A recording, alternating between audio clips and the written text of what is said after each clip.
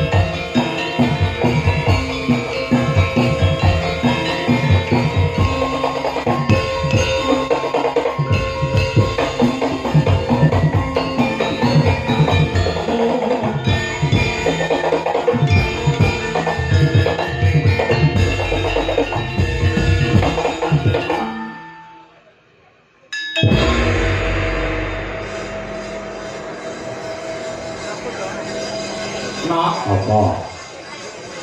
Sing dadi gagasane ati, sing dianti-anti rina wengi, fa insyaallah bengi iki wis lakon dadi bukti. Oh ngono. Ya. Ing diantu-antu rina pantanganing dalu, bengi iki wis lakon lumaku. Oh ngono. Ya. Sing dimaksudke mak kepiye? Sing dadi gayuhan kang santosa dianing panjenengane Bapak Sugiyanto. Ya. Nek Pak Giyanto piyayine ora pakai apa. Heeh. Anggap diarani Pak RT ayam ngono mah apa. Oh, ngono ya. So Ibu Yayu ing lenggah wonten ing Rancang Mantingan Ngawi. Ya. Awit berkain Gusti ingkang kandha jagat Gusti Kang Maha Suci. Bengi iki wis lumaku kanthi rancang nir ing Sambikala. Ya, Purwa, Madya, Wasana muga-muga lancar pinengen rahayu wilujeng nir ing Sambikala. Adoh saka Buddha rencana. Amin, amin ya rabbal alamin. Pancen ya kaya ngono ya ya. Pancen ya kaya ngono. Oh ya. Dadi bengi iki awake dhewe sowan ana juragan potong ayam. Ya kuwi panjenengane Bapak Sugiyanto saha Ibu Yayu. Heeh. Aku rene iki ya seneng ya susah. Lho, kose.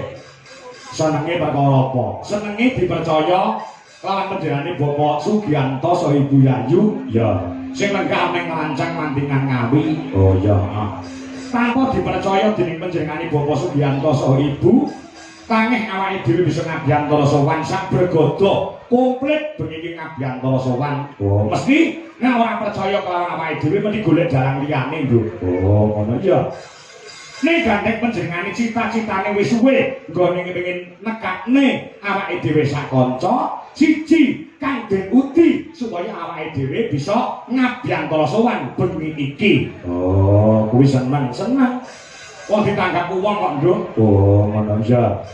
Susahe perkara apa? Ora ngerti sadurunge nek panjenengane Pak Sugiyanto ki pengusaha potong ayam sing sukses. Oh, ngono ora ngerti nek panjenengane kuwi piyayi sugih, piyayi luar biasa, iso nanggap awake dhewe, iso nekakne Niken Salindri sing ragate larang. Oh, jebule panjenengane Pak Giyanto ki nyolong pedhek piyayine prasaja, piyayine biasa, ning duwite akeh. Sing mok gelane perkara apa? Lek ku gawe rega kemurahan.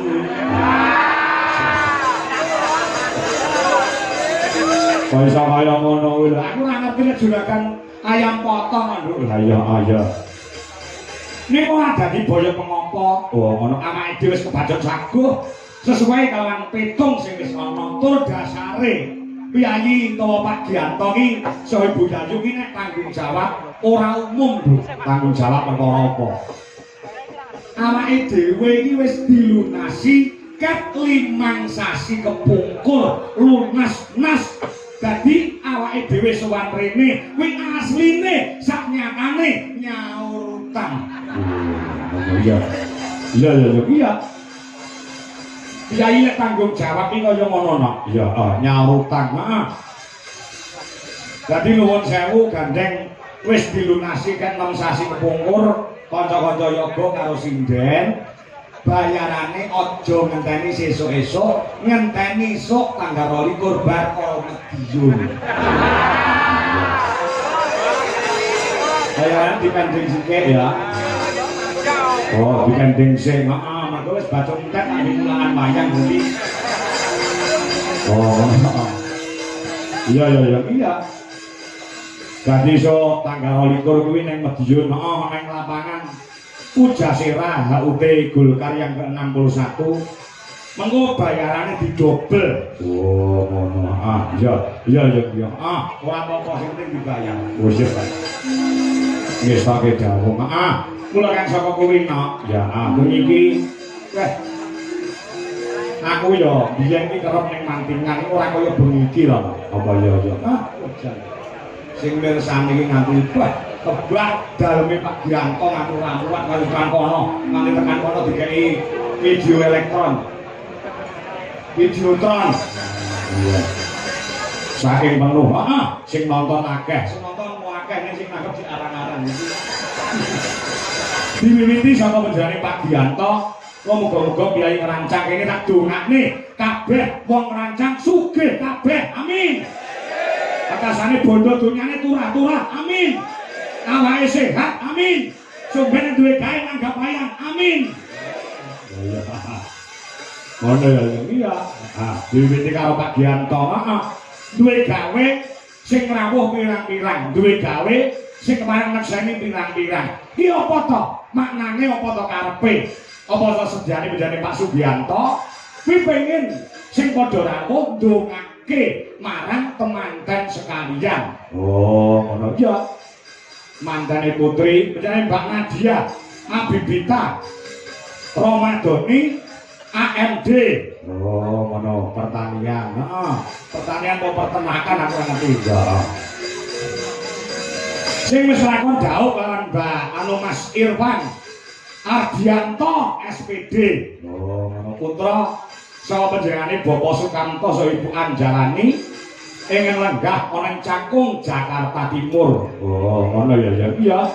Iki disuwuni panjulung pandonga temanten sekalian nyuwun pandonganipun ing sampun kepareng rawuh mongko nduk dawuh para winasis dongane wong 40 kuwi mandine padha karo dongane wali siji mongko sing rawuh bengi iki ora trimo atusan ewon ditambahi karo sing nonton ana ing live streaming YouTube ya.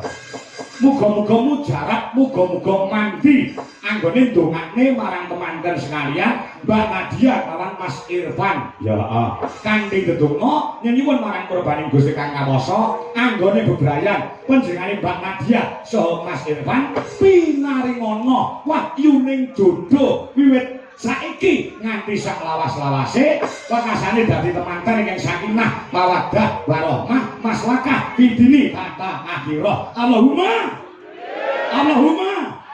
amin ya rabbal alamin. Pancen ya kaya ngono. Ora murung sing disuwun pandonga sing padha rawuh napa ngono ya. Sing mengkene pirang-pirang murung sing ana YouTube wis udakara mencapai 4000 pasang mata sing padha nyekseni anggone panjenengane Pak Gianto Pitik saha Ibu Yayu anggene mala ngramake Mbak Nadia saha Mas Irfan. Oh, ngono ya. Ya kestoke dawuh yen ngono. Didongakne ya. Didongakne piye? Muga-muga temanten sekalian Mbak Nadia saha Mas Irfan dan dipercaya karo Gusti Allah kekasane dan pinaringan golek kencana kang bisa tata jama wujude putra tegese keturunan lanang sing soleh wedok sing solehah. Allahumma amin. Pancen ya ngono lho ya. Wong rabi nek wis pirang-pirang taun randang diparingi putra randang diparingi anak kuwi neng pikiran iso kuwur bingung. Oh ya ngetoke dawuh dadi anak kuwi penting tumrape wong bebrayan kanggo srana neruske marang sejarahe wong tuane. Oh ya ngetoke dawuh gawe anak kuwi supaya dadi anak sing soleh anak wedok sing solehah kuwi ana carane ana lho. Iki men dicatet karo Mbak Nadia saha Mas Irfan. Oh ngono. Nek perkara ilmu sik dhuwur mantene lanang wedok mantene wedok wae AMD pertanian ya mantene lanang wae SPD sarjana pendidikan. Oh nek babakan nyamu lan kawruh isih pinter manten loro-lorone nek perkara gawe anak sik pinter aku karo mantene.